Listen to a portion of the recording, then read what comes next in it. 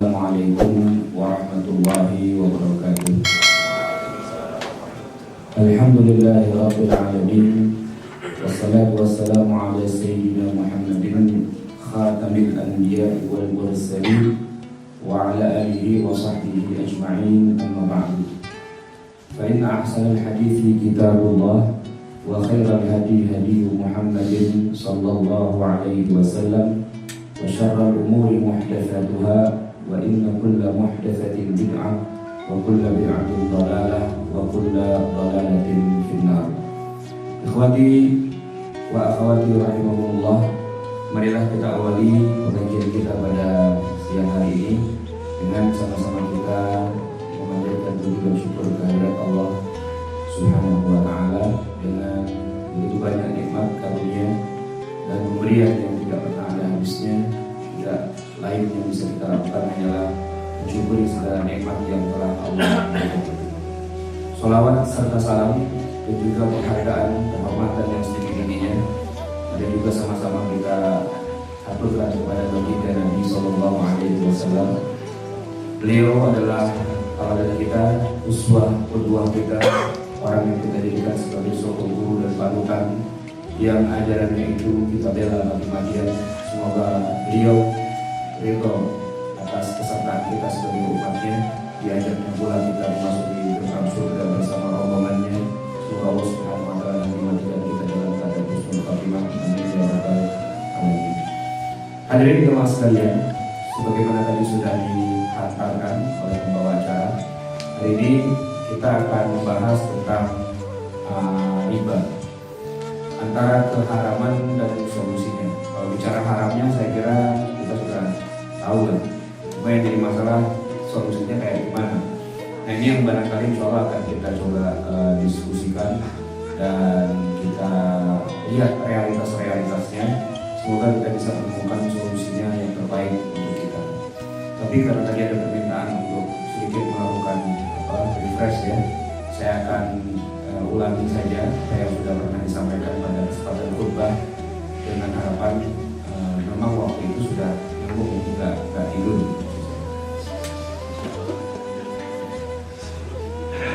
Aja yang hadir di sini insya Allah nggak tidur. Baik, saya akan mulai dengan tentang haramnya riba itu sendiri, sebagaimana disebutkan di dalam Al-Quranul Karim. Allah Subhanahu wa taala pada bagian akhir dari rangkaian ayat-ayat riba menutup kesimpulan bahwa riba itu adalah sesuatu yang haram dengan ayat yang ini. Jadi sebenarnya ada 4 ayat yang turun tentang riba, tapi ini ayat yang paling akhir tentang haramnya riba. A'udzubillahi minasyaitonirrajim. Ya ayyuhalladzina amanu taqullaha wa dharu ma baqiya minal riba. Wahai orang-orang yang beriman, takutlah kamu kepada Allah, wa dharu ma baqiya minal riba, dan tinggalkanlah sisa-sisa riba. Pada ayat-ayat sebelumnya Allah tidak terlalu menyeluruh ketika mengharamkan riba. Misalnya ketika ayat yang turun bunyinya wala ta'kulu riba adhafan mudha'afah, jangan kamu makan riba yang berlipat ganda. Nah, pada saat itu para ulama kemudian mengambil kesimpulan riba itu keharamannya, ilat keharamannya kalau dia berlipat-lipat ganda, mencekik bunganya. Tapi kalau ya kecil, wajar, lazim dan sebagainya, nah itu boleh. Nah, tetapi ayat itu sudah dinasakh, sudah dihapus. Sebab setiap kali ada hukum yang baru turun, berarti hukum yang lama itu jadi tidak berlaku. Hukum yang baru itulah kemudian yang lebih berlaku dengan ayat yang menyebutkan wadharu ma baqiya minal riba. Tinggalkanlah semua sisa-sisa riba. Jadi mau besar mau kecil, suka tidak suka, rela tidak rela dan sebagainya, semua itulah sisa-sisa riba, itu semua harus ditinggalkan. Kemudian hadis Rasulullah SAW yang diriwayatkan oleh Imam Muslim, hadis yang sahih, juga menyebutkan tentang bagaimana Allah memerangi riba itu dengan cara melaknat semua yang terkait dengan transaksi ribawi. Rasulullah tidak hanya melaknat yang diuntungkan karena riba, tapi juga yang dirugikan karena riba. Bahkan termasuk yang nulis dan menjadi saksi pun juga disetarakan oleh hadis Nabi ini. La'ana Rasulullah sallallahu alaihi wasallam akilan riba. Yang dilaknat ya, Rasulullah melaknat pertama adalah pemakan riba. Ini istilahnya akil. Akil ini dari kata akala ya'kulu, makan. Akil itu isim fa'ilnya, orang yang makan. Orang yang makan. Maksudnya orang yang dengan transaksi ribawi itu dia dapat untung. Istilahnya dia makan riba itu dilaknat. La'ana Rasulullah. Kemudian wa mukilahu. Nah ini isim fa'ilnya, orang yang dimakan. Maksudnya dengan transaksi ribawi itu sebenarnya dia rugi karena dia mesti bayar bunganya, kan rugi itu. Nah, tetapi Rasulullah menyamakan mereka, yang makan main dimakan, maksudnya yang dapat untung atau malah yang rugi karena transaksi ribawi itu disetarakan. Termasuk juga yang kena laknat adalah wakatibahu, penulisnya. Sebab perjanjian utang piutang itu kan biasanya dengan ada tertulis. Nah yang nulis di zaman Nabi itu kan nggak semua orang pandai membaca menulis. Tapi untuk urusan utang piutang, orang Arab biasanya memang selalu memanggil orang yang bisa tulis untuk tolong tuliskan. Nah, dia nggak dapat untung, dia nggak rugi dan sebagainya, tapi ya dia nulis masalahnya, ikut terlibat dalam transaksi ribawi itu. Maka penulisnya pun kena laknat juga. Bahkan yang nggak bisa nulis cuma nonton doang, menyaksikan, kagak untung apa-apa, nggak dapat uang dengar, nggak dapat uang pelicin, nggak kecipratan, cuma jadi saksi doang. Lihat, oh iya, si fulan waktu itu pinjam uangnya si fulan dengan perjanjian nanti dikembalikan pada tengah waktu tertentu dengan tambahan bunganya sekian. Nah, itu biasanya minimal ada 2 orang saksinya. Nah, 2 orang saksinya pun juga kena laknat juga. Jadi minimal ada 4 pihak, yang makan, yang dimakan, yang nulis, yang jadi saksi, 4 pihak. Kata Rasulullah di dalam hadis Muslim ini, waqala hum sawa, dan beliau berkata mereka sama, maksudnya sama-sama kena laknat juga. Nah ini bukti bahwa Islam itu ketika melarang riba serius, nggak kayak orang di luar Islam ketika mengharamkan khamar. Orang di luar Islam ketika mengharamkan khamar itu, khamar hanya tidak boleh kalau untuk orang anak yang masih kecil misalnya, nah, itu tidak boleh. Tapi kalau orang dewasa boleh. Nah itu kan berarti boleh dan tidak bolehnya itu ambigu, tidak pasti. Nah, tapi dalam Islam tidak demikian. Dalam Islam ketika sudah diharamkan, ya bukan hanya yang makan riba, tapi yang menyebabkan perputaran transaksi riba itu berjalan pun juga kena juga laknatnya dari Rasulullah SAW. Kemudian ada hadis yang lain yang bunyinya riba salah satu 27 baban. Riba itu terdiri dari 73 pintu. Pintu yang paling ringan, aisaruha mislu ayyankihar rajulu ummahu, seperti seorang laki-laki menikahi ibunya sendiri. Seorang laki-laki menikahi ibunya itu kan perbuatan yang, jangankan orang Islam, orang kafir aja bilang bejat banget nih orang. Setan aja bilang bejat banget. Setan padahal dia tukang bejat ya, tukang yang ngajakin yang paling nggak benar. Tapi kalau melihat ada orang nikahin emaknya sendiri karena sekarang kebangetan, iblis aja bilang kebangetan, apalagi umat Islam. Nah, menikahi ibunya sendiri, ibu kandung sendiri itu perbuatan yang bejat. Tapi kata Nabi, dari 73 pintu riba, yang paling ringan dosanya itu setara dengan orang yang menikahi ibu kandungnya sendiri. Wah ini kan serius berarti riba ini. Kelihatannya enteng, kelihatannya gampang, tapi urusannya panjang kali lebar kali dalam. Kemudian ada juga hadis yang lain, dirhamu riba ya'kuluhu rajul wa huwa ya'lam asyaddu min 36 zaniyah. 1 dirham uang riba yang dimakan oleh seseorang dalam keadaan sadar. Maksudnya sadar, dia tahu itu riba, tapi ditabrak juga.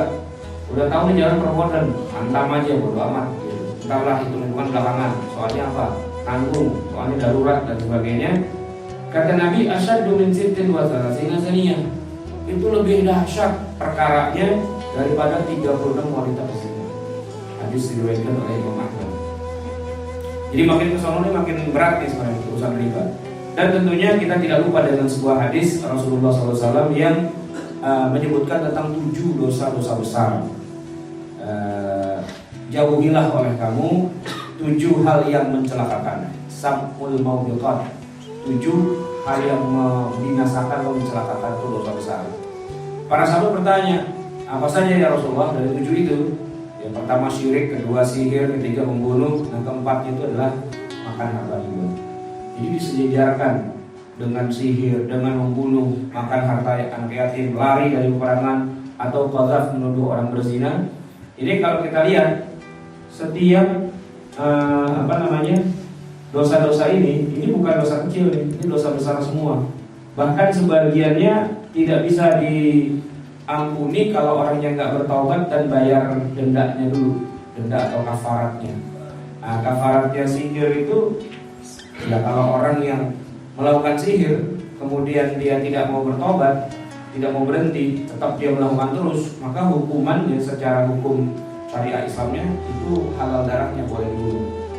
Begitu juga membunuh nyawa, membunuh nyawa manusia yang tidak berdosa dan dia lakukan dengan sengaja, maka hukumannya adalah anna nafsa bin nafsi, jiwa dibalas dengan jiwa, boleh juga dibunuh. Termasuk misalnya ini lari dari peperangan, kan ada hadis Nabi bunyinya la yahillu damu imri'in muslimin illa min ihda thalathin. Tidak halal darah seorang muslim kecuali karena satu dari 3 hal. Yang pertama an-nafsu bin nafsi, membunuh nyawa manusia, ini membunuh. Yang kedua as-sayyibun dzani, orang yang sudah pernah menikah kemudian dia berzina. Nah, itu hukumannya adalah hukuman rajam sampai mati. Dan yang terakhir orang yang lari dari peperangan, at-tariqul dinihi al-mufariqul jamaah, orang yang murtad keluar dari agama Islam atau dia lari dari peperangan. Nah, kalau menuduh zina itu hukumannya berat juga, yaitu 80 kali cambukan, 80 kali jilid. Menuduh orang berzina padahal tidak bisa membuktikan dengan 4 orang saksi dan seterusnya. Jadi riba itu sejajarlah dengan 7 dosa besar ini. Kemudian kita akan membahas jenis-jenis riba. Sekilas di zaman dulu riba itu dikenal juga dengan barter tapi tidak sesuai harganya, yang disebut dengan istilah riba fadl. Dan di zaman dulu juga sudah ada di riba yang kedua yang disebut dengan riba nasi'ah. Tapi kalau riba fadl ini memang adanya cuma di masa lalu, di zaman sekarang hampir nyaris tidak ada. Riba fadl itu maksudnya riba pertukaran dalam barter, di mana terjadi beda jenis dan beda ukuran, tapi kemudian dipertukarkan begitu saja. Dan komoditas yang dipertukarkan terbatas pada 6 benda: emas, perak, gandum, kurma, terigu, dan garam. Ya, ini ditukar emas dengan emas. Yang satu emasnya 24 karat 10 gram ditukar dengan emas di bawah dari 24 karat, misalnya 18 karat. Tapi beratnya kalau yang tadi 10 gram, yang ini karena cuma 18 karat misalnya 30 gram. Tanpa masing-masing dinilai harganya berapa dulu, berapa rupiahnya. Tiba-tiba ditukar begitu saja dengan beda jenis. Beda jenisnya maksudnya beda kualitasnya dan beda ukurannya. Tukar-menukar begitu saja, itu dikatakan sebagai riba fadl, riba kelebihan. Nah ya, ini saya katakan di zaman dulu. Nah, zaman sekarangnya dan juga di zaman dulu juga ada, yaitu riba nasi'ah. Riba nasi'ah inilah yang sekarang ini sedang kita alami. Riba nasi'ah itu adalah transaksi peminjaman. Ya. Jadi riba itu adalah dalam bab pinjam meminjam, bukan jual beli, bukan kerjasama bagi hasil, bukan gadai, bukan sedekah, bukan apa, tapi pinjam. Dan yang dipinjam itu bukan benda, yang dipinjam itu adalah alat tukar. Kalau di masa lalu itu emas, tapi di masa sekarang namanya uang. Di masa Nabi itu dinar, uang dinar itu adalah bendanya emas. Diukur bukan berdasarkan angka yang tertera di logam atau koin itu, tapi berdasarkan beratnya. Berat emas ini berapa? Nah, di zaman sekarang kemudian orang sudah tidak lagi menggunakan koin emas untuk jual beli, karena mungkin tidak praktis. Orang menggunakan kertas yang di print, dicetak, kemudian ditandatangani dan dianggap ini nilainya sekian. Nah, riba nasi'ah itu adalah transaksi pinjam ala tukar. Jadi bukan pinjam mobil, bukan pinjam motor, bukan pinjam properti dan sebagainya, tapi pinjam ala tukar, pinjam emas atau pinjam uang yang dengan jangka waktu, pengembaliannya dengan jangka waktu, dipinjamnya selama sekian lama dan dikembalikan. Di mana pada waktu mengembalikan itu ada tambahan. Nah ini dia yang jadi masalah riba. Waktu dikembalikan itu harus ada tambahan. Tidak seperti yang dia pinjam awalnya. Pinjam 10 juta, kembalinya 10 juta, tapi ada tambahannya dengan istilah uang terima kasih, uang syukur, uang administrasi, uang A, uang B, uang C dan seterusnya. Yang jelas di situ ada tambahan. Tapi kalau yang dipinjamkan itu adalah bukan alat tukar, misalnya sepeda motor. Saya pinjam sepeda motor sama tetangga saya. Lalu pagi saya pinjam, sore saya kembalikan. Waktu saya kembalikan, saya kasih uang terima kasih. Ya, katakanlah 20.000 dan tangkinya saya isi full. Nah itu sah, itu boleh. Karena yang dipinjam itu bukan alat tukar, yang dipinjam itu benda. Pinjam golok buat nyembelih hewan. Waktu kita pinjam itu, ya namanya juga kita pinjam, waktu kembaliinnya, goloknya dikembaliin sama satu rantang daging kambing misalnya gitu. Sebagai ungkapan terima kasih itu boleh. Gitu. Yang dikatakan kullu qardin jarra naf'an fa huwa riba, setiap peminjaman yang kemudian ada manfaatnya itu adalah riba, itu kalau yang dipinjam itu adalah alat tukar atau uang. Tapi kalau benda dipinjam, laptop saya dipinjam, begitu pulang ternyata jadi 2 gitu misalnya, atau udah virusnya udah dihilangin segala macam gitu, itu boleh, silakan saja. Karena itu disebut dengan sewa menyewa atau uang jasa, uang terima kasih, uang syukur, uang dan sebagainya, silakan saja. Nah, itu dalam hal ini tidak menjadi sesuatu yang dilarang. Yang dilarang kalau yang dipinjam itu adalah alat tukar dengan jangka waktu tertentu dan kemudian dikembalikannya dengan tambahan. Bagaimana kalau awalnya nggak ada kesepakatan, tapi waktu ngembaliin uangnya pakai ucapan terima kasih, tapi nggak ada di perjanjian di awal, cuman ada orang kemudian merasa saya udah dibantu, udah ditolong, kasih pinjam duit, nggak pakai bunga, nggak pakai apa-apa, kembali begitu aja, nggak tahu diri banget. Lalu kemudian dia berikanlah tambahannya, boleh apa enggak? Secara hukum formalnya ya karena tidak masuk dalam klausul perjanjian, hukumnya boleh. Cuma ini bisa merusak ke depannya. Sebab sekali dia pinjam kemudian dia balikin dengan tambahan, besok kalau pinjam lagi balikinnya nggak pakai tambahan, nah yang minjemin manyun. Ya, yang minjemin kemudian ngerendang dulu. Kemarin ada uang terima kasih, kenapa sekarang kagak? Nah, gitu. Ini yang membuat kemudian cara-cara seperti ini kemudian dilarang oleh para ulama dalam hal saddan lidzari'ah, mencegah jangan sampai terjadi hal-hal itu kemudian menjadi dianggap lazim atau dianggap menjadi boleh gitu. Nah, itu jenis riba. Dan ruang lingkup riba, kalau dengan pengertian yang tadi sudah kita lihat di sini, maka ruang lingkupnya menjadi sangat luas dan sangat banyak. Semuanya bisa saja mengandung transaksi yang sifatnya ribawi. Ya, baik itu sifatnya konsumtif ataupun produktif. Ini sudah nggak ada lagi. Oh, kalau yang produktif boleh, yang nggak boleh itu konsumtif. Itu masa lalu.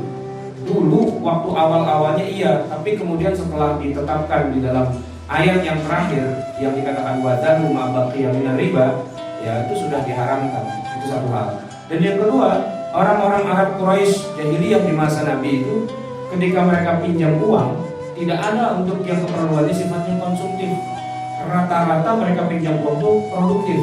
Karena orang Arab itu pedagang, dan mereka berdagang di musim panas dan musim dingin. Dan yang namanya pedagang, jarang yang mereka tuh punya modal.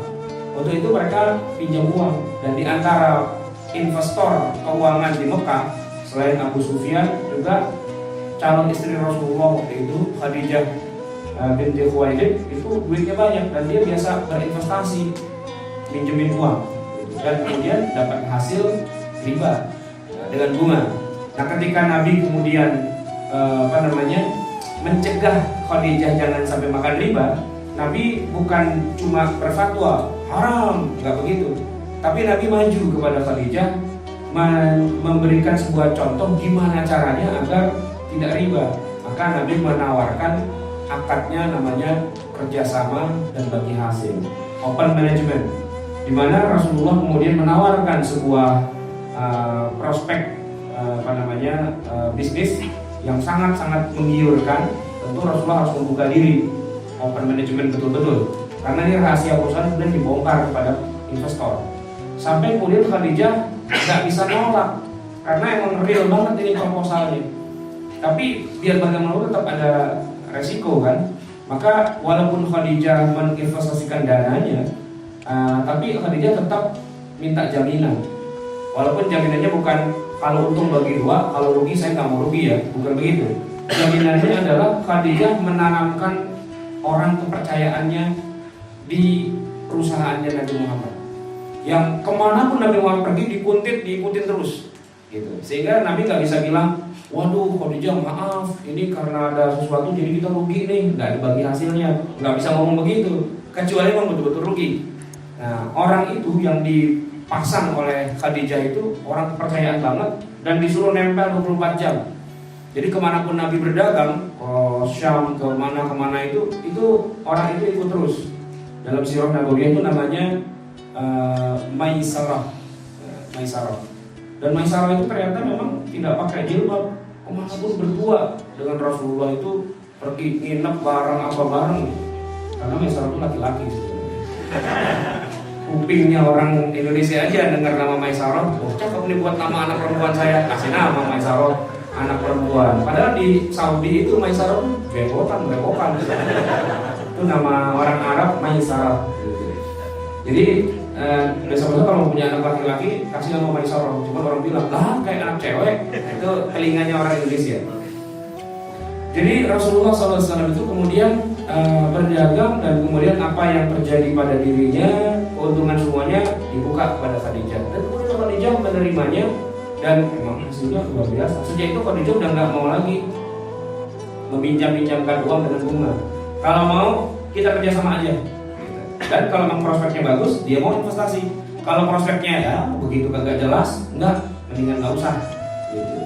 Jadi Rasulullah mencegah Khadijah dari riba itu dengan cara dia langsung praktekkan. Dan Khadijah lihat langsung hasilnya. Oh, ada laki-laki betul-betul realistis. Maka jangan sampai lepas nih orang kayak gini. Udah, kita lamar aja. Nah, dilamarlah kemudian Nabi Muhammad untuk jadi suaminya. Waktu perusahaannya jadi makin besar, makin maju. Jadi yang sifatnya produktif ataupun konsumtif itu tetap dilarang. Dalam hal ini riba. Kemudian bunga rendah, bunga tinggi itu sama-sama dilarang, sama-sama riba, tetap haram dua-duanya. Kemudian masalah rela tidak rela, oh enggak, saya ini ngasih bunganya ini dengan penuh keikhlasan, rela, gitu. Ya itu tetap aja haram. Sama dengan seorang sepasang kekasih yang belum menikah, kami rela kok melakukan zina ini, ya urusan kamu rela, tapi Allah nggak rela masalahnya. Nah begitu juga dengan riba. Gitu. Saya bayar bunganya tapi saya rela kok, ya tetap aja haram.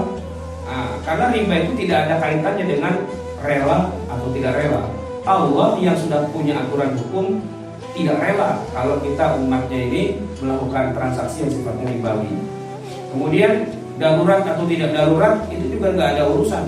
Sebab darurat itu tidak diciptakan. Darurat itu kalau tiba-tiba yang memang betul-betul darurat dalam arti yang sesungguhnya mungkin apa boleh buat. Tapi kebanyakan kita ini sekarang membuat-buat darurat itu sendiri dengan alasan yang dibuat-buat. Alasan yang tidak dibuat-buat dalam darurat itu contohnya begini. Kita hidup bersih tanpa riba, tapi orang tua kita ternyata terlibat riba. Harusnya dia bayar hutang dari kartu kreditnya yang harusnya cuma 40 juta jadi 100 juta itu, ya. Terus dia meninggal. Dia meninggal sehingga urusan hutang-hutangnya ini jatuh ke ahli warisnya. Nah, kita kan nggak tahu urusan, tapi kita harus menanggung hutang yang dilakukan oleh orang lain yang memang mau nggak mau harus kita yang pasang badan. Nah, itu dalam konteks itu bolehlah kita sebut sebagai darurat.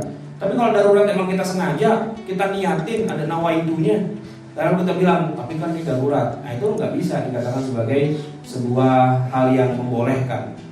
Nah, kemudian juga diuntungkan atau dirugikan, yang namanya riba itu tetap haram. Dan yang terakhir, baik dilakukan secara individu ataupun lewat sebuah institusi, sama-sama saja keharamannya. Tidak kalau pribadi itu haram, tapi kalau rame-rame dalam sebuah institusi jadi halal, enggak juga. Jadi ruang lingkup riba itu sangat luas. Kemudian contohnya, contoh riba itu di zaman sekarang kita ini misalnya bunga bank, jelas ya. Kita menyimpan uang di bank lalu dapat bunga. Nah, uangnya yang bunga itu jelas haram. Tidak boleh kita makan, tidak boleh kita sedekahkan, dan juga tidak boleh kita biarkan ada di bank. Sebab kalau kita biarkan saja, bank yang ambil, banknya makin lama makin untung juga. Terus gimana dong? Dimakan nggak boleh, sedekahin nggak boleh, dibiarin nggak boleh. Ada yang bilang dibuang ke laut, tapi nggak juga. Sebab dibuang ke laut itu harta biar bagaimanapun tidak boleh, tidak bermanfaat. Nah, sehingga alternatif satu-satunya menurut para ulama termasuk Dr. Yusuf Al-Qaradawi adalah uang itu kita ambil bukan untuk dimakan, bukan buat disedekahkan, bukan buat dibuang, tapi dikembalikan kepada public service, kepentingan umum, untuk bangun jalanan, got, saluran air, penerangan dan sebagainya, tidak dimiliki secara individu atau kelompok, tapi dinikmati secara umum oleh masyarakat.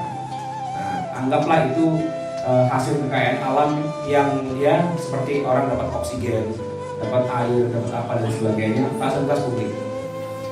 Kemudian yang kedua bunga deposito, sama juga deposito yang tentunya bukan syariah. Mau taruh di bank uangnya atau mau taruh di dalam tabungan atau deposito sama. Nah, koperasi simpan pinjam ini juga bisa melakukan bentuk riba, yaitu ketika mereka meminjamkan uang kepada anggota, lalu anggotanya berkewajiban mengembalikan sesuai dengan apa yang dia pinjam plus uang administrasi. Enggak banyak kok, cuma 1% sebulan. Ya itu riba. Walaupun diganti namanya dengan bunga, itu indah banget namanya bunga gitu. Kan bunga itu indah, wangi, harum, semerbak. Tapi ya walaupun diganti namanya tetap dia hakikatnya riba. Ikhlas tidak ikhlas, ridho tidak ridho, rugi tidak rugi, itu haram. Apalagi rentenir, jelas. Kemudian kredit berbunga, ya sudah biasalah kita beli rumah, beli mobil, motor dan sebagainya itu dengan akad kredit. Nah, tapi sebenarnya yang terjadi kita pinjam uang ke bank. Harusnya kalau mau kredit itu tidak boleh berbunga. Kita pinjam, kita beli motor, datang ke bank, anggaplah bank syariah misalnya, lalu bank syariah itu membelikan motor dengan nilai cash seharga 15 juta misalnya. Nah, kemudian bank syariah itu menjual kepada saya dengan harga, dia boleh ambil markup, misalnya ambil keuntungan 7 juta, 15 tambah 7 kan 22 juta. Dia jual ke saya beli, motor saya dapat, lalu saya bayar nyicil selama 3 tahun. Tapi tidak boleh seandainya saya telat membayarnya kemudian kena denda, kena bunga dan sebagainya, itu yang tidak boleh. Jadi kalau memang kesepakatan saya dengan pihak bank, saya beli motornya dengan harga 7 juta lebih mahal dari harga showroom, jadi 22 juta, ya sudah fix harganya segitu. Itu namanya kredit yang sah, yang boleh. Nah, yang tidak boleh itu yang apa? Tadi uang 7 juta itu seolah-olah saya pinjam sama bank, ikut suku bunga naik turun dan sebagainya, sehingga nggak jelas saya itu beli motor dengan harga berapa sebenarnya. Termasuk yang haram juga lah kartu kredit, jelas keharamannya kalau tidak bayar jatuh temponya. Tapi kalau bisa dibayar dengan sebelum jatuh temponya dan tanpa bunga sama sekali, dijamin 100%, karena ini setiap kartu kredit kan beda-beda. Ada yang tetap aja kena charge juga misalnya. Nah, itu kalau kena charge juga, ngutang nggak ngutang kena charge, ya berarti itu riba. Tapi kalau betul-betul sama sekali nol, kita nggak, begitu kita bayar, kita gesek, besoknya lalu kita bayar dan tidak kena charge sama sekali walaupun 0,0001% misalnya, nah itu tidak apa-apa. Tapi kalau ada kena charge juga, istilahnya margin lah atau inilah itulah dan sebagainya, sekian persen dari harga yang kita pakai, yang kita pinjam uangnya, itu adalah riba. Kemudian pinjaman lunak, istilahnya itu udah lunak gitu ya. Tapi ini cuma penghalusan saja. Enggak gede kok, bunganya cuma 0,5% sebulan. Ya 0,5% kan kalau setahun berarti 6%. Kira-kira segitu juga sama. Investasi dan saham. Saya berinvestasi pada sebuah bisnis saya masukkan uang saya 10 juta dengan perjanjian tiap bulan saya dapat 1% dari 10 juta itu riba.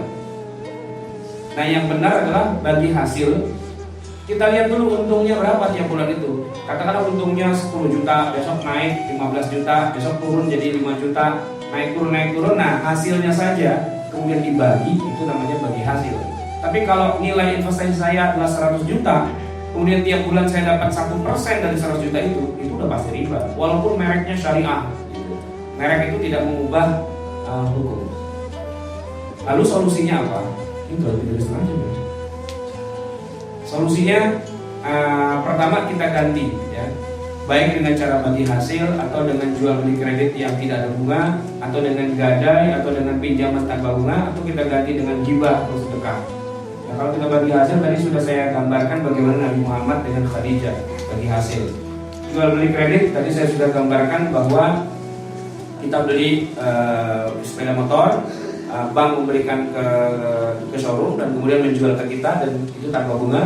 Nah kalau gadai ini contohnya adalah Nabi SAW itu pinjam uang kepada rentenir Yahudi tetangganya, tapi tanpa bunga.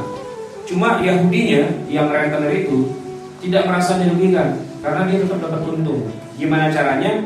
Karena Nabi membawa baju besinya kepada si Yahudi itu sebagai jaminan, sebagai rahan atau gadai.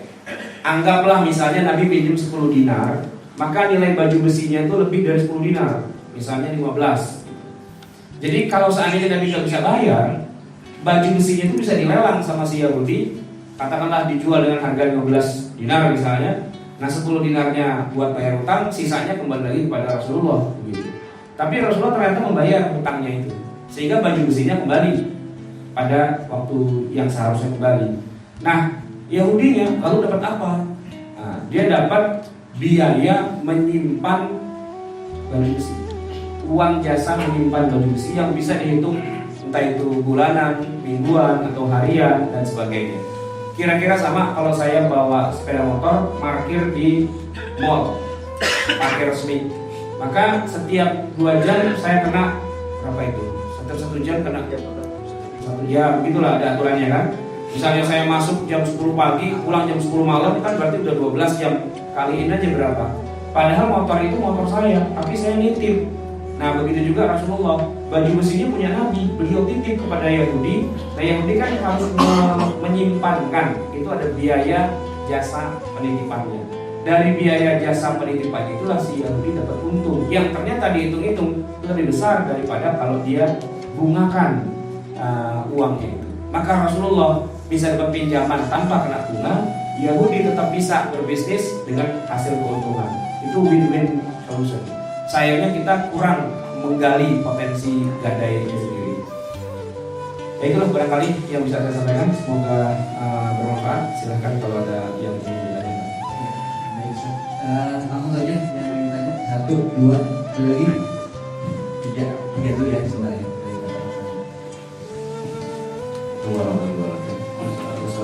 Pertanyaan pertama yaitu kalau kita meminjamkan emas kan secara nilai emas itu tetap ya meskipun sampai kapan.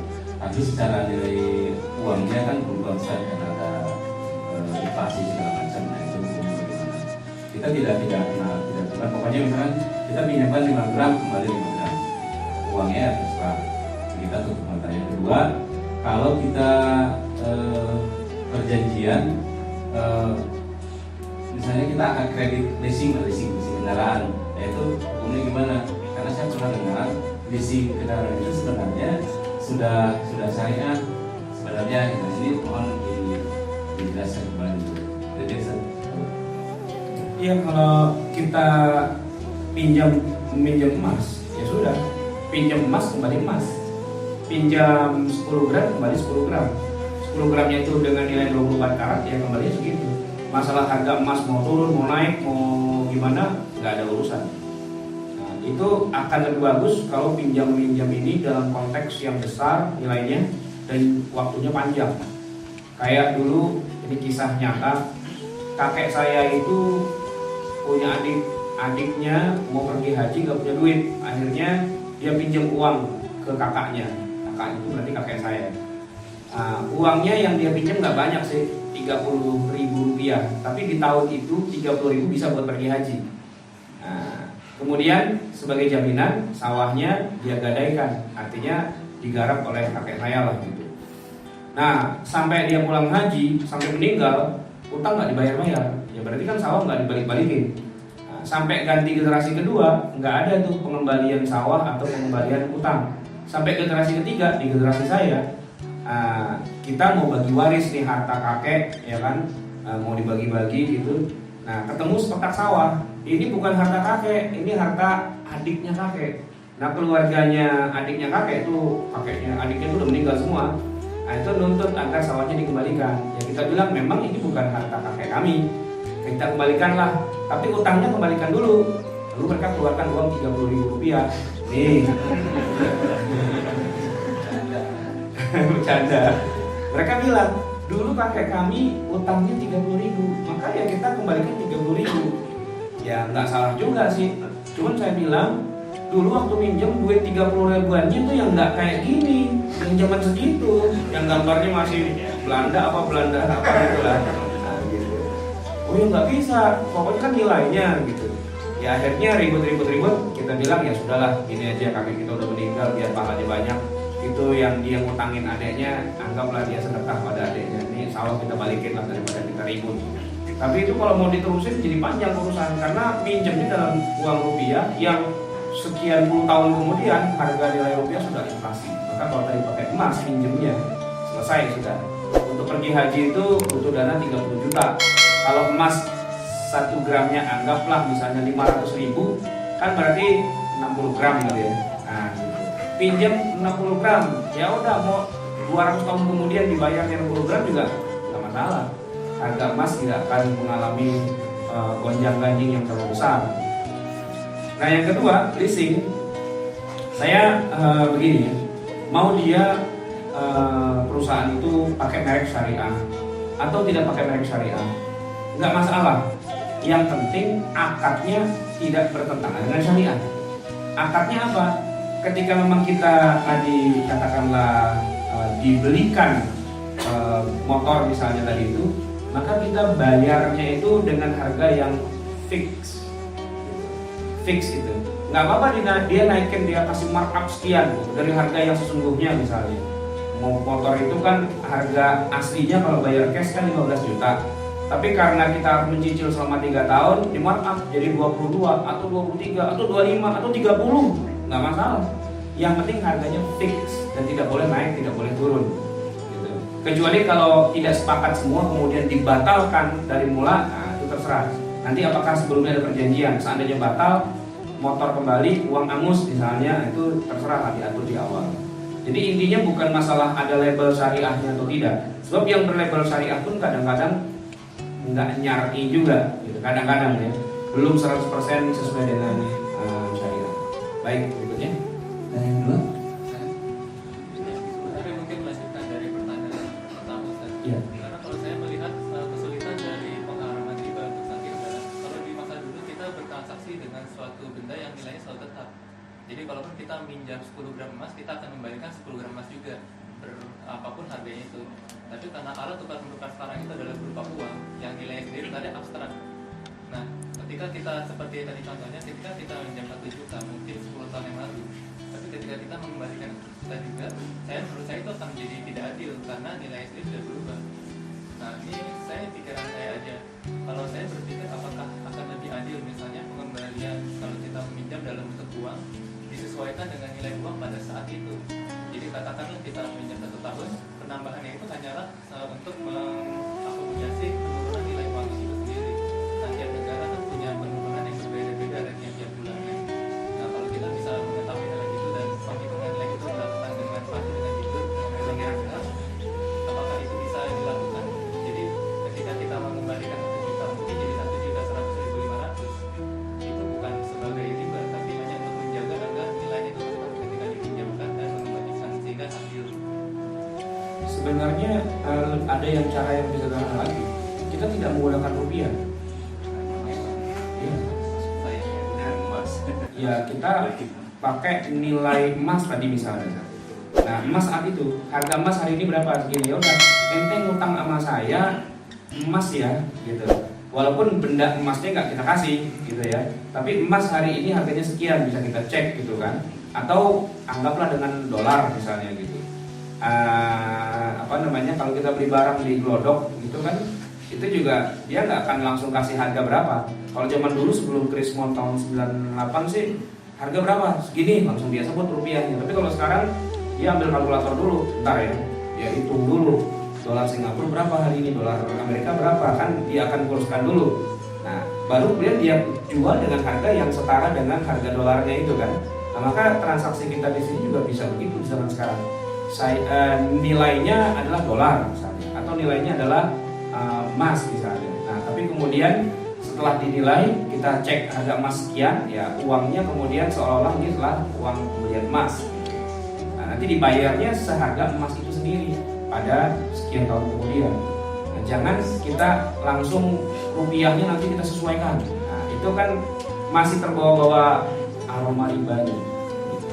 Jadi kita berlepas diri dari rupiah. Bukan karena tidak cinta rupiah, tapi karena memang rupiahnya agak fluktuatif gitu kan. Yang adalah uang juga mungkin ada rupiah atau dolar, tapi kita itu adalah yang tetap emas. Iya. Emas dengan harga yang stabil kan sudah pasti. 1 dinar di masa Rasulullah itu bisa buat beli seekor kambing. Dan hari ini 1 dinar tetap harga seekor kambing. Bayangkan udah 14 abad itu tidak ada perubahan. Baik, ada lagi silakan. Yang ketiga silakan.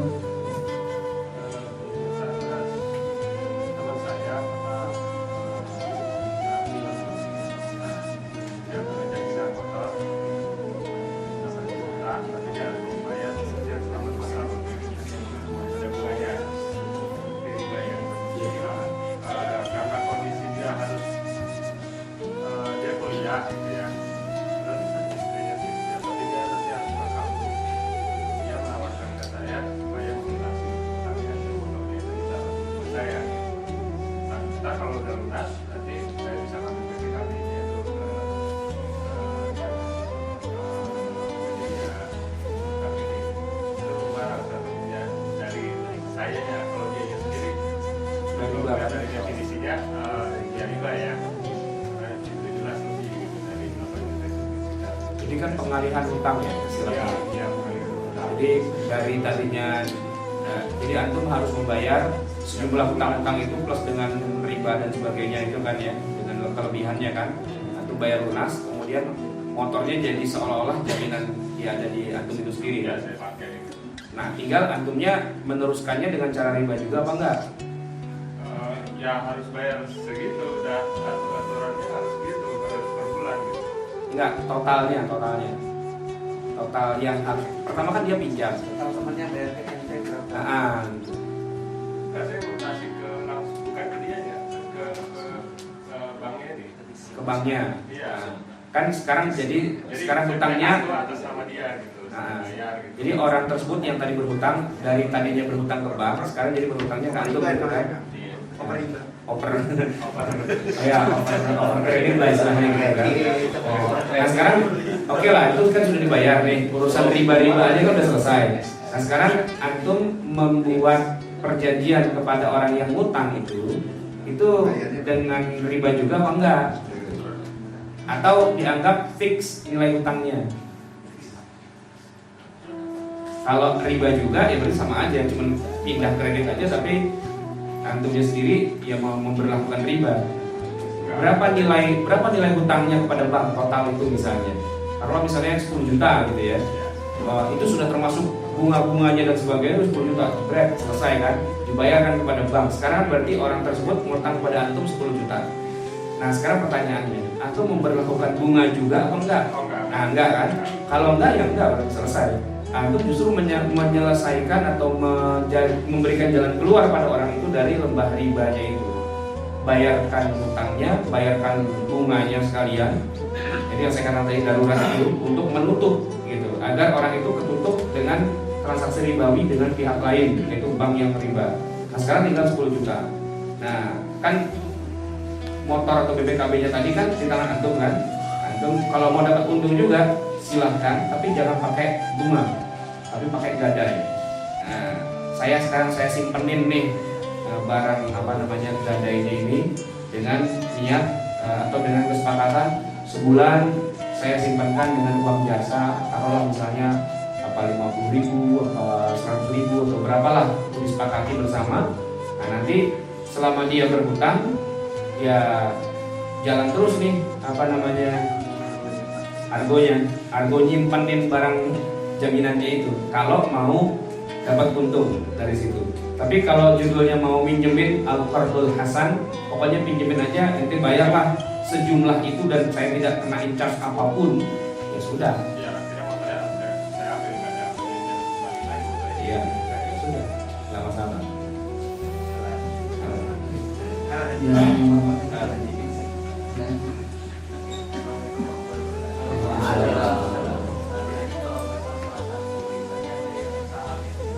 Ya.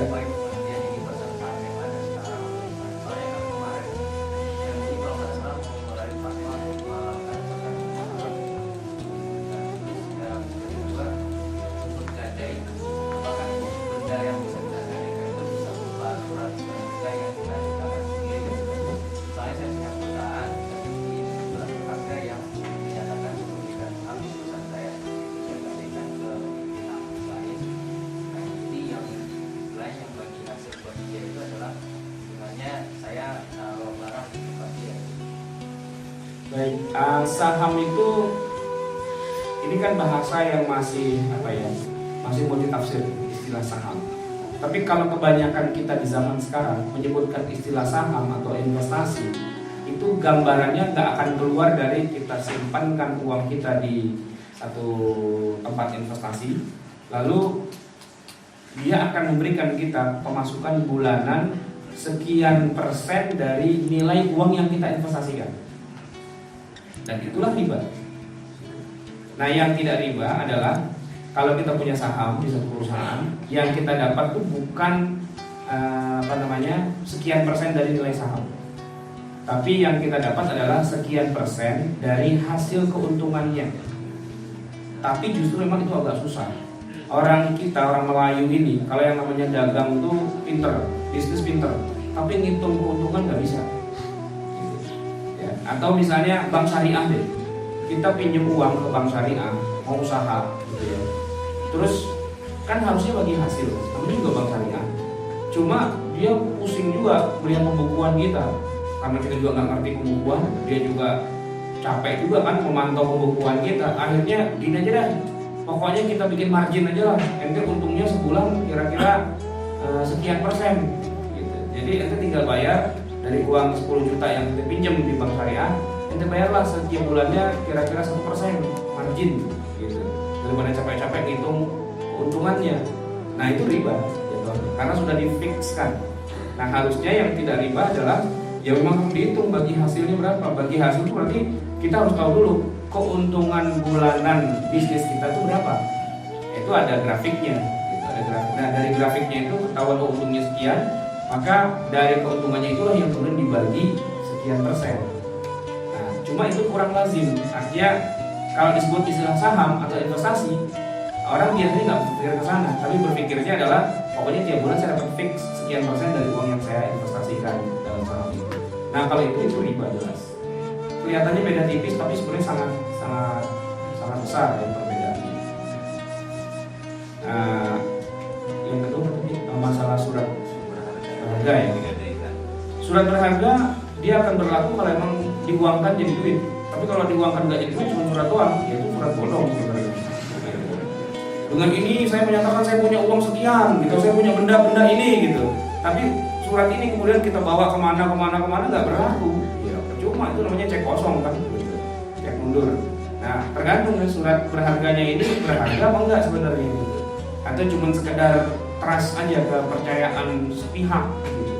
Sebenarnya uang dolar kita itu sebenarnya trust aja, itu nggak ada emas itu sebenarnya itu. Orang yang berbikin dolar itu perusahaan swasta di Amerika sana.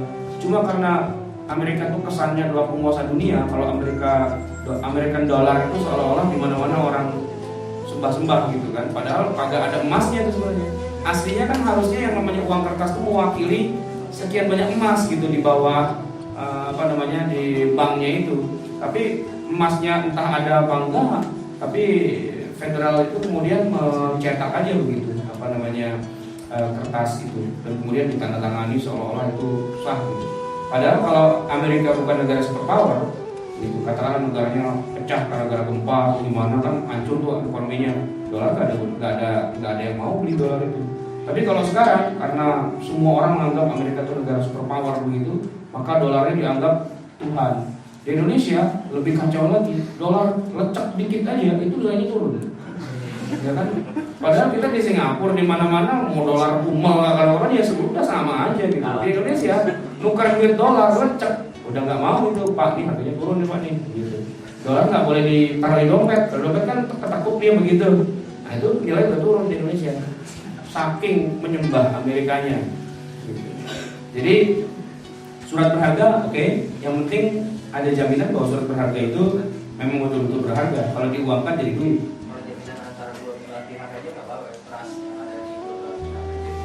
Ya artinya begini, misalnya antum punya rumah gitu ya, terus pinjam uang ke saya, jaminannya rumah, terus surat perjanjian, kalau misalnya nggak bisa bayar rumahnya saya jual gitu. Terus yang antum kasih itu cuma surat perjanjian ke saya. Kira-kira bisa nggak kalau misalnya antum nggak bayar saya jual rumah antum dengan surat perjanjian ini? Bisa nggak kira-kira? Orang mau beli nggak rumah itu? Nggak ada sertifikat rumahnya nih, yang ada cuma surat perjanjian doang. Ya nggak bisa, nggak diterima gitu. Jadi memang harus benda yang kalau saya jual itu jelas ada hasilnya, ada orang mau beli. Mungkin sudah jam 1 officially kita tutup dulu. Berdasarkan ya harus kembali kerja, dipersilakan yang masih ada waktu dipersilakan stay. Kalau mungkin masih ada pertanyaan yang lain silakan. Jadi silakan memang. Slide yang pertama Ustaz. Iya. Slide yang pertama. Oh yang pertama. Mau kembali apa ya? Ayat. Oh.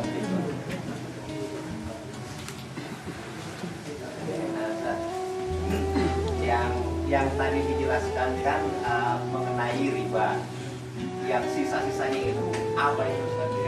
Sisa-sisa riba. Dosa riba itu apa?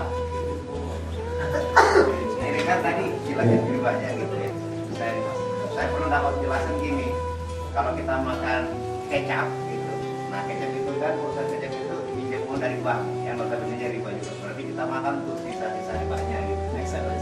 Hidup kita hidup kita jadi susah jadi sulit satu ini.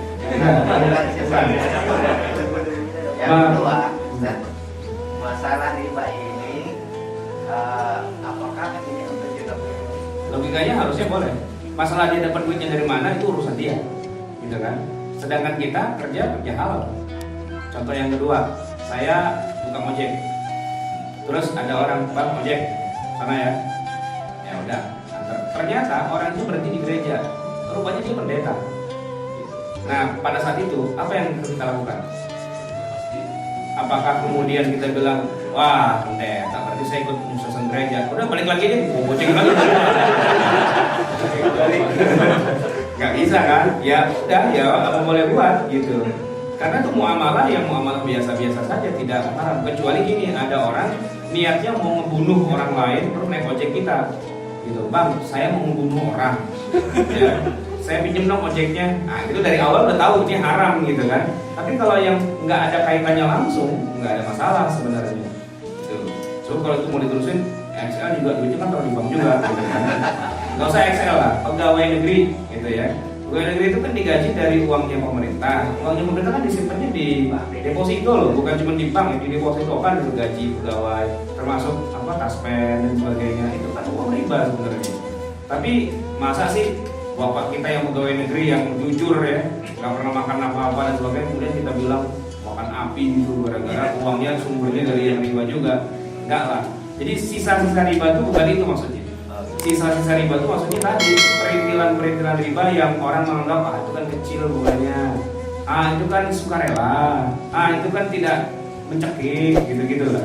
Nah kira-kira seperti itu. Yang kedua tadi apa? Lupa ya. Ini hanya orang beriman atau kita ya. Orang kafir memang tidak terikat dengan riba, haram wajib dan sebagainya. Tapi ketika mereka melakukannya, tetap mereka kena dosa.